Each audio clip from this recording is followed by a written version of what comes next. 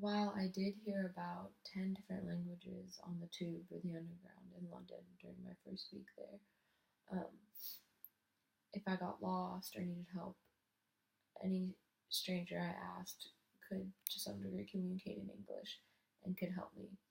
Um, so I think that just speaks to the dominance of English in our world today. It's just so common, you hear it everywhere. Um, and especially on the internet, where 80% of the world's information is stored in English. Um, and you think about, the Chinese population, Indian population, and or Spanish population who speak these languages, um, and so you would think that those are the would be the most common languages as well, or just as popular.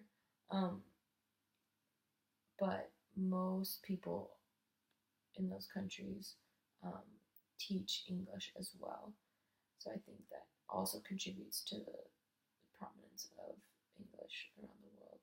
And if you think about in the workplace, it's necessary, well, almost necessary to know English to work internationally. And also, even in pop music, American hits top the charts in so many countries. So I think as English continues to spread, you see it um, even in places like Singapore, Nigeria, the Caribbean, who've developed like different versions of English. And then if you come to Europe, where I was doing my internship, they might have different accents and like different variations on vocabulary, but it's still the same general concept. Um, and but there are reactions against this. For example, in France, the Académie Française was established because the French particularly hate English, and the Academy um, pretty much doesn't allow any English words to be spoken anymore.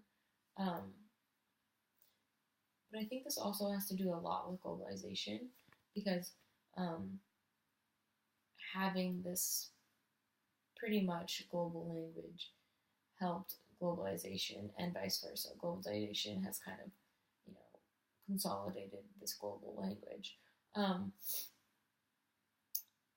I don't really see it slowing down, like the spread of English slowing down anytime soon.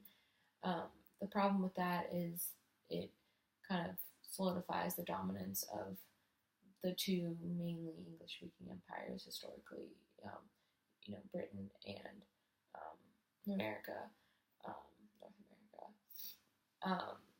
So, and also I think the teaching of English around the world is just a huge industry, generates a lot of money,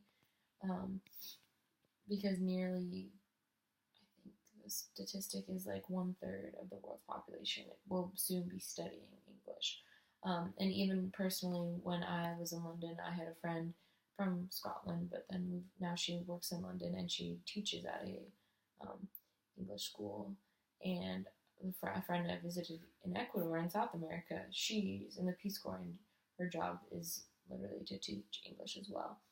Um, so I would say one of the main challenges global citizenship, the concept, presents is basically how to deal with the effects of globalization, both the good and bad. Because while English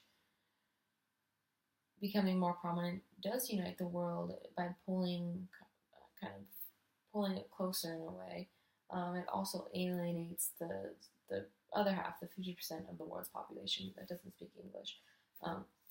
And it also causes language extinction at an alarming rate. So in our increasingly globalized world, this widespread like literacy, which tends to mean English literacy and mass media, seems to be imposing a certain homogenized world and interrupting the process of diversification of languages, which started years and years ago. If you look at the language trees, there's the different branches of the Romance languages, the Germanic languages. Um, so obviously, I don't have all the answers of how to tackle issues this big, how to balance the local with the global. Um, but for right now, I'm going to continue learning the languages of other people's hearts and minds to be able to relate to them and um, have empathy for others and to kind of think in a different way, despite the fact that it looks like this global language is emerging or may emerge, because it's not there yet. So I kind of personally, I want to keep traveling to see more places, see how others live, to hear the deep, thick accent of the Scottish people up north, or to appreciate the slow Mediterranean. Who cares if your bus is 2 hours late? Kind of lifestyle of Italy. To carry those lessons wherever I go and wherever I end up on this crazy little spinning world. Thank you.